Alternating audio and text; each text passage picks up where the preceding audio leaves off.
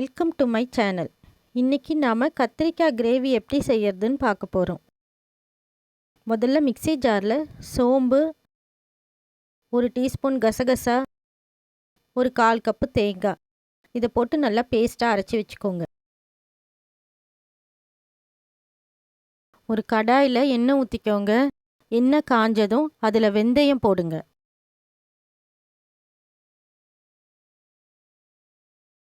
வெங்காயம் போட்டு வதக்குங்க.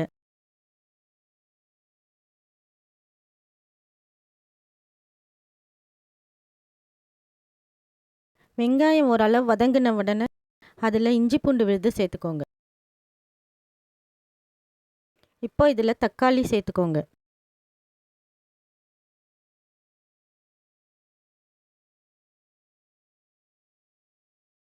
தக்காளி நல்லா எண்ணெய் பிரிஞ்சு வர வரையிலும் வதங்கணும்.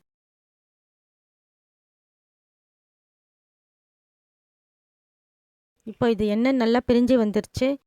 இப்போ நம்ம இதில் கத்திரிக்காவை சேர்த்துக்கலாம்.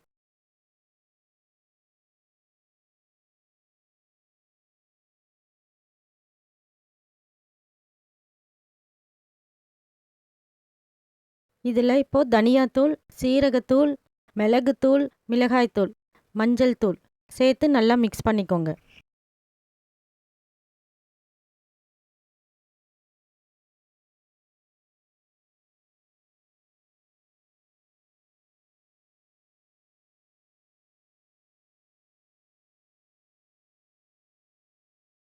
இப்போ இதில் நம்ம அரைச்சி வச்சிருக்க தேங்காய் பேஸ்ட்டை சேர்த்துக்கலாம். அதை நல்லா மிக்ஸ் பண்ணி தேவையான அளவு தண்ணியை ஊற்றி கொதிக்க வைங்க.